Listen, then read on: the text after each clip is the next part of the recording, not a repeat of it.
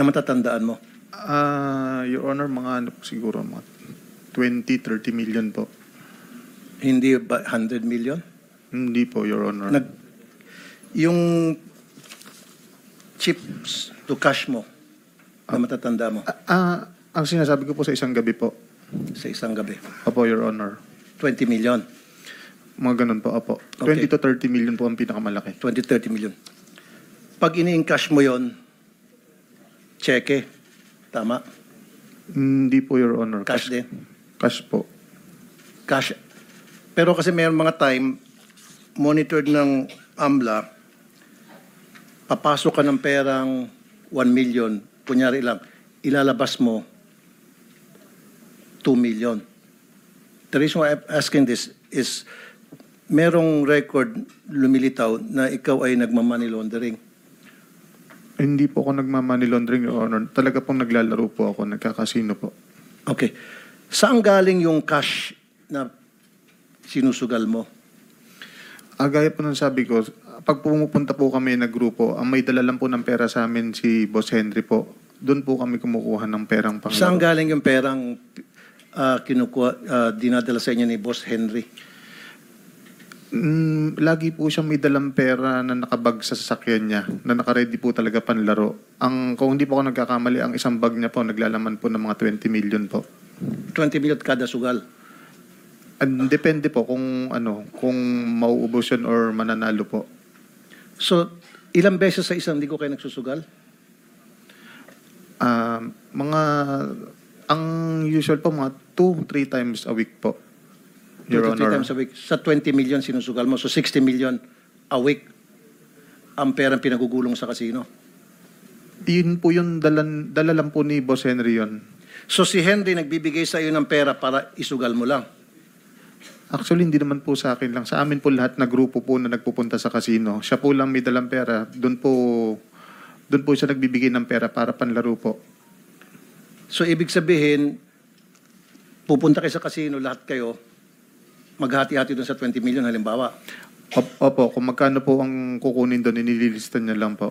Okay, saan galing ngayon 20 million? Di mo tinanong kay Boss Henry mo kung saan galing 20 million? Hindi ko po tinanong, Your Honor. Ba't di mo tinatanong? Alam ko po maraming pera yung boss ko. Kaya Anong pangalan ni Boss Henry? Anong tunay niyang pangalan? Boss Henry Alcantara po. Alcantara. Pero alam mo na galing sa kickback yon. Yung specific po kasi na pinilalaro, alam ko pong may nakukuha po sa kickback, pero yun po kung yung pera po na niya na sakyan, hindi ko po masabi kung doon po galing, Your Honor. Yung kasi meron kang 36 bank accounts na freeze ng AMLAC ngayon. At meron yan laman na 597 million. Your Honor, baka po mga naging transaction po, pero wala po kung ganyang kalaking pera sa bangko. Hindi, galing sa AMLAC to eh. Your Honor, wala po akong natatandaan may ganyang kalaki talaga. Sana po makita ko po yung listahan niyan So kasi napakalaking pera po. 190 deposits totaling to 597 million. And yet, ang sweldo mo is 56,000 lamang kada buwan. So, ang tanong, paano ka nagkaroon ng ganitong kalaking pera samantalang ang sweldo mo lamang sa DPWH ay 56,000. Ito pa, ang mga nag-deposit sa accounts mo, sa mga accounts mo, misis mo, pati ex-wife mo, nagde-deposit. Mayaman ba ex-wife mo para mag-deposit sa'yo ng milyones? Your Honor, huli pong... Mother mo nagde-deposit sa'yo sa account mo. Actually po kasi ang parents Anyway, ko naman po... nakontem ka naman dati. So, Opo. siguro sabi mo, wantusawa ka na magsinungaling ngayon. Hindi naman po ako nagsisinungaling. Ito, may record nga, 190 deposits totaling to 597 million pesos. Ito yung freeze ngayon, bank accounts mo. 36 bank accounts. Ang mga nag-deposit dito, mother mo, misis mo, ex-wife mo. Ang yaman naman ito tatlo para mag-deposit ng milyones sa account mo. Pati ex-wife mo, mayaman. Wala po kung ganyan talaga kalaking pera sa bangko, Your Honor. Prinis nga ito ng AMLAC eh. Itong information na ito galing sa AMLAC to eh. So ibig sabihin, mali ang AMLAC, ikaw ang tama. Tama yung mga pinagsasabi mo. Kasi kung hindi ka lang nakakontempt, pakukulong na kita ngayon mismo eh. Your Honor, Napakasinungaling mo. Your Honor, baka naman po ang sinasabi ni AMLAC is yan po yung naging transaction po, hindi po yan yung total na pera ko sa bangko. Labas-pasok nga na deposits ang pinag-uusapan natin. Yung naging laman ng pera mo. Sabi mo, there's no such thing as 597,000. Ito nga po yung sinasabing labas-pasok na pera which total to 597.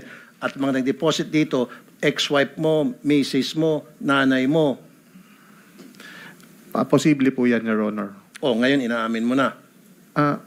Pasensya na po kayo kasi ang intindi ko po kanina meron po akong 590 million sa bangko. Umabot sa 597 ang total amount. Ng mga transaction po, Your Honor, possible po.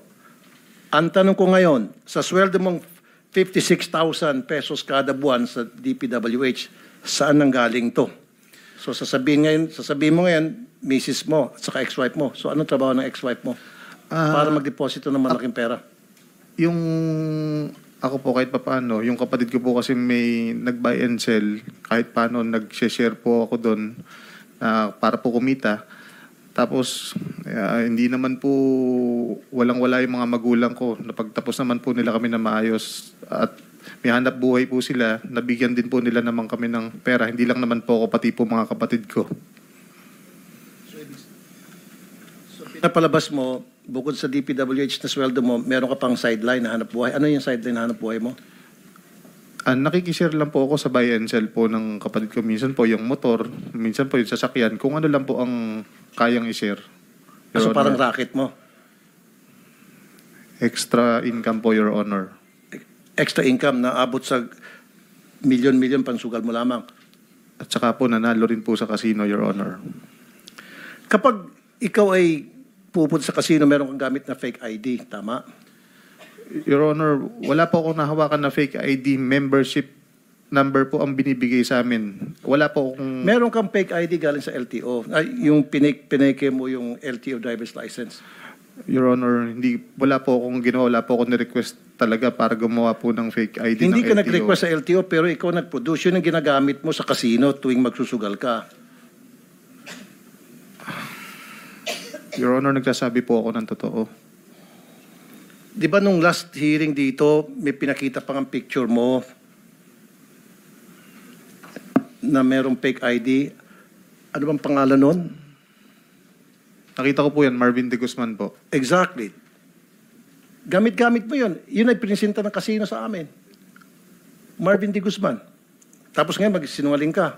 Your Honor, Paano ka ilalagay sa WPP kung ikaw ay napakasinungaling ngayon pa lamang? Your Honor, Magsabi ka ng totoo. Your Honor, nagsasabi po ako ng totoo. Sila po ang may hawak siguro nung ID na yun. Hindi po ako. Wala po akong nahawakan na gano'n. Paano nagkaroon ng kopya ang casino ng Marvin De Guzman kung hindi mo prinsinta sa kanila? Actually, Your Honor, ang alam ko po, natatandaan ko dyan. Dahil gusto nilang maglaro kami, sila gagawa ng paraan para mabigyan kami ng membership eh. Wala po kami kinalaman dyan kung paano kami nagkaroon ng ID dyan. Sa totoo lang, Your Honor. So, ibig sabihin, yung casino, lalapitan ka para pasugalin ka at bibigyan ka ng fake ID? Ganun na nga po, Your Honor. So, pag pinatawag namin yung casino, kaya mong panindigan yon. Bakit ka lalapitan ng mga casino? Ba't ka lalapitan ng casino? Okay, mag-name ka ng casino. Anong casino pinupunta mo? Paninindigan ko po yung Anong casino. name ng casino? Sige, magbanggit ka. Sa Soler po. Okay, so ibig mo, sino sa Soler ang lumapit sa iyo para sabihin, oy, Mr. Hernandez, magsugal ka, kaming bahala, bigyan ka namin ng fake ID para hindi ka matrace sapagkat bawal dito ang government official. Sino doon? Hindi ko po maalala ang Sino? pangalan niya, Imposible pero... di mo maalala. Hindi, totoo po, Your Honor. Pero alam ko po, ano siya, parang yung mga business... Kasi kung talaga nagsabi ng totoo, patatawag namin yung Soler na nag-iimbita ng mga government official magsugal na bawal naman alam nila at bibigyan pa ng fake ID. Banggitin mo yung pangalan. Hindi ko po alam yung pangalan niya, pero pagka nakita ko po siya, maalala ko po siya, Your Honor. Yung Mike Archibald, does it ring a bell? Yan po. Apo. Alam mo tunay niyang pangalan? Hindi po, Your Honor. Yun ang nag-asikaso ng lahat ng ID niyo, di ba? O parang nga po, kagaya po nung sabi si ko po. Archibald Torregosa, di ba? Na-meet mo siya? Matatandaan ko po siya pag nakita ko po. Senator Rapi, that answers your Opo. question. May nag-asikaso ng kanilang... Opo, yan po, Your Honor. Mike Archibald, ang tunay na pangalan is Archibald Torregosa, right? Opo, Your Honor. Thank you, Senator. Kaya nga, Mr. Chair, imbitahan natin yung Mike Archibald.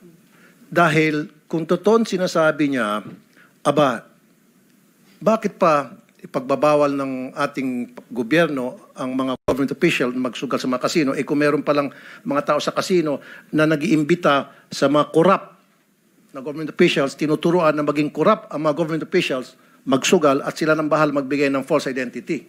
You'll be invited sa next hearing natin. Archibald Torregosa, kindly take note.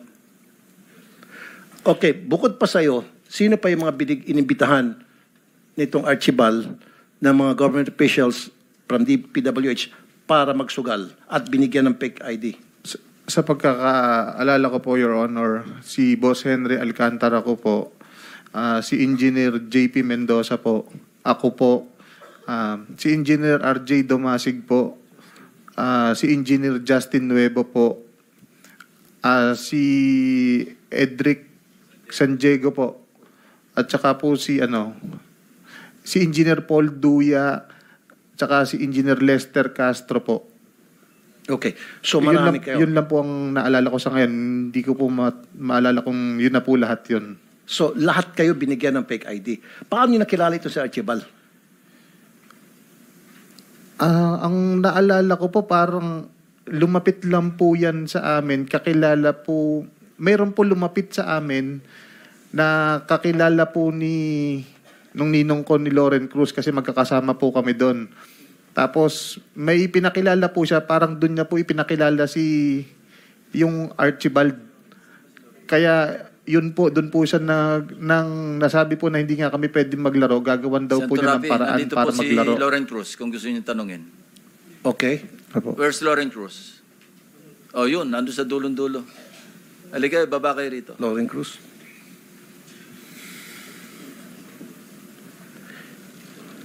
Yung panalo mo ba, binabalik mo rin kay Alcantara? Yung winnings mo Sa casino po? sa casino? Hindi po, parang may share po. Pagka nanalo po, may balato. Binabalatuan ka lang. So, ibig sabihin, bibigyan ka ng pera ni Alcantara para isugal yung pera na kurakot niya. Ganun ba yon? Hindi ko po alam kung galing po sa kurakot yung binigay niya, pinapahiram niyang pera, Your Honor. Pero pera niya pong galing, nasa sasakyan ko po. Sasakyan niya po, Your Honor.